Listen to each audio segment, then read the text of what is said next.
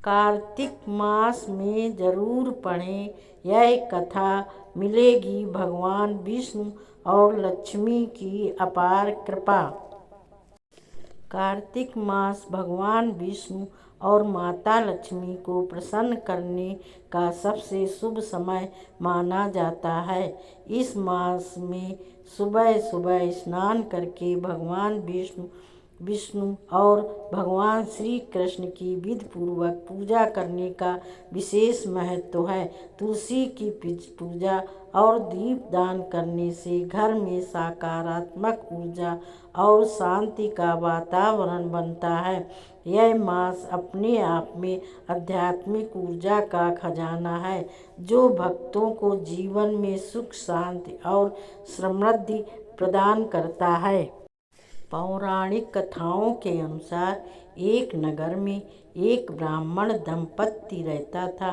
वे रोजाना गंगा और यमुना नदियों तक 7 कोस दूर स्नान करने जाते थे। इतनी दूरी तय करने से ब्राह्मणी बहुत थक जाती थी।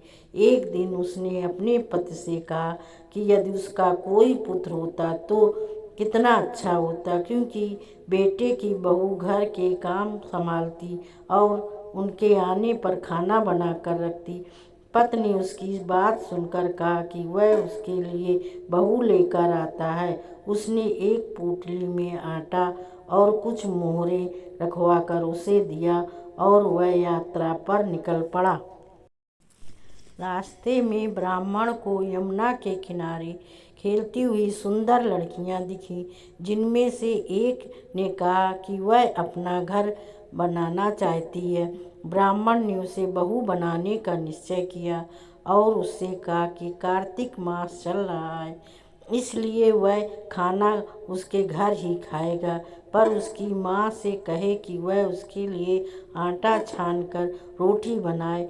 लड़की की माँ ने आटा छाना शुरू कर दिया। मोहरे आटे से निकल आए। यह देखकर वह सोचने लगी कि जिनके आटे में मोहरे हैं उनके घर में भी धन समृद्धि होगी। इसके बाद ब्राह्मण ने उस लड़की से शादी कर घर ले आया। ब्राह्मणी को बहू देखकर पहले शक हुआ, लेकिन बहू ने घर के सारे काम बड़े प्यार से किए। उसने चूल्हे की आग बुझने नहीं दी और मटके से पानी रखा। एक दिन आग बुझ गई तो बहू घबराकर पड़ोस के पास गई, जिसने उसे गलत सलाह दी। पड़ोसन के कहने पर बहू ने सास ससुर का आदर न किया और घर का काम ठीक से नहीं किया। तब सास ससुर ने उससे नाराज होकर 7 कोठों की चाबी मांग ली। जब बहू ने कोठे खोले तो वहाँ अन्न धन और बर्तन भरे हुए मिले। साथ ही शिव जी, पार्वती माता, गणेश जी, लक्ष्मी माता, तुलसी माता, गंगा, यमुना और कई देवी देवता विराजमान थे। एक लड़का चंदन की चौकी पर माला जप रहा था।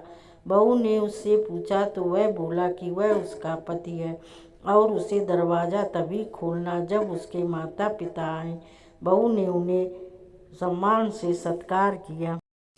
सास ने बहू से कहा कि गंगा यमुना घर पर नहीं बहती, तो बहू ने 7वें कोठे का दरवाज़ा खोला और उन्हें वहाँ देवताओं, पवित्र तुलसी और बहती गंगा यमुना के दर्शन कराए। माँ ने बेटे को पहचानने के लिए कठिन परीक्षा की, जिसमें बेटे ने पूरी ईमानदारी से निभाई। यह देखकर दोनों सास ससुर बहुत खुश हुए। यह कथा कार्तिक मास की महत्ता बताती है कि किस प्रकार सच्चे मन से की गई पूजा, कथा और भक्ति से भगवान कार्तिक देव की कृपा से घर में सुख, शांति, समृद्धि और परिवार की खुशहाली बनी रहती है। कार्तिक मास में इस कथा का पाठ करने से भगवान की विशेष कृपा सभी पर बनी रहती है।